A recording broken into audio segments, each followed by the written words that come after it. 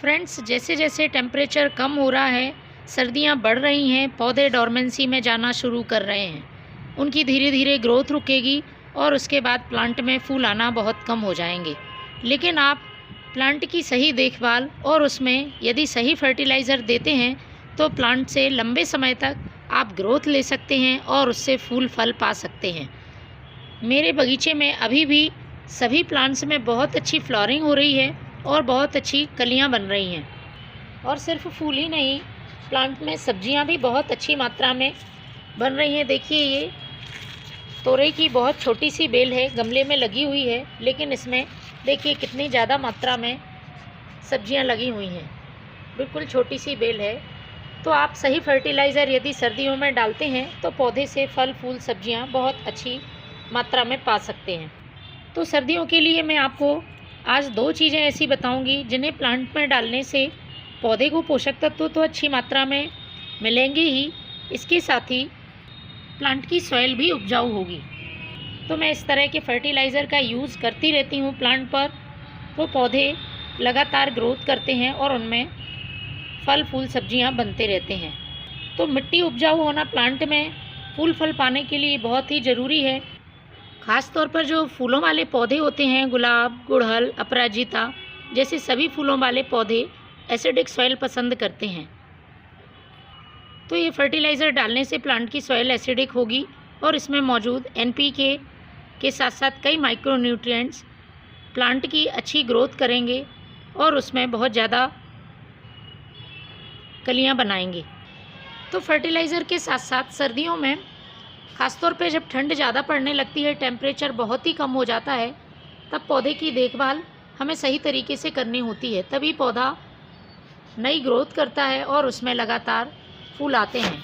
देखिए प्लांट में कितनी ज़्यादा नई ग्रोथ हो रही है और पौधा कलियां बना रहा है। तो सबसे पहला काम करना है, आपको प्लांट को धूप में रखना है। सर्दियों में धूप निकलना बहुत कम हो जाती है, तो जितनी भी धूप निकलती है वो प्लांट को मिलनी चाहिए। जितनी अच्छी आप प्लांट को सर्दियों में धूप देंगे, पौधा अच्छी ग्रोथ बनाए रखेगा और उसमें फूल भी अच्छे आएंगे।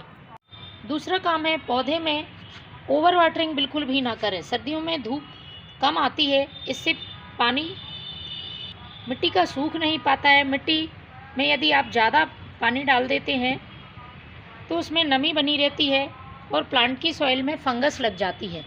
इसलिए मिट्टी में आपको पानी तभी डालना है जबकि मिट्टी ड्राई हो जाए। हल्की सी नमी बनी रहनी चाहिए मिट्टी में, ज़्यादा देर तक पानी रुका हुआ नहीं रहना चाहिए। इस बात का भी आप ध्यान रखें।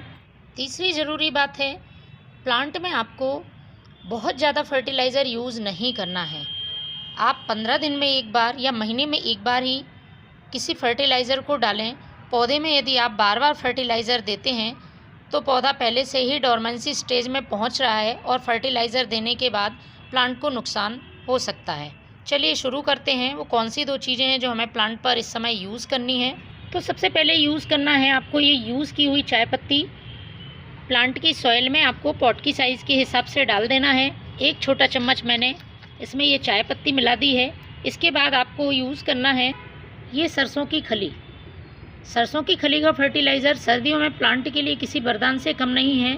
बस आपको इसकी सही मात्रा प्लांट में डालनी आनी चाहिए, क्योंकि इसकी ज़्यादा मात्रा प्लांट को नुकसान पहुंचाती है। सही तरीके से ही इस फर्टिलाइज़र का अपने प्लांट पर आप इस्तेमाल करें। तो इसके लिए आपको लेना है 1 लीटर पानी में तकरीबन 50 ग्राम सरसों की खली और उसे 3 दिन के लिए पानी में गलाकर रख देना है। 3 दिन बाद कुछ इस तरह से ये देखिए सरसों की खली का फर्टिलाइज़र मिलेगा। मैंने 3 दिन पहले इसको गलाकर रख दिया था। तो इसको हमें डाइल्यूट करना है, उसके बाद ही प्लांट पर यूज़ करना है। तो 1 भाग फर्टिलाइज़र का और 8 से 9 भाग आपको सादा पानी मिलाना है। तो मैंने इसमें ये सादा पानी ले लिया है। 1 लीटर मेरे पास सरसों की खली का फर्टिलाइज़र है और ये 9 लीटर पानी है। तो इसमें मैं इसको डाल देती हूँ।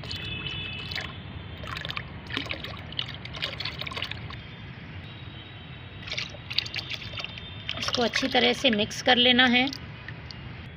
इसे पौधे में डालना है। पॉट की साइज़ के हिसाब से आप इसको अपने प्लांट में डाल सकते हैं। तो फ्रेंड्स, इन दोनों चीज़ों के इस्तेमाल से आप सर्दियों में भी प्लांट में अच्छी ग्रोथ और फूल पा सकते हैं। Thank you.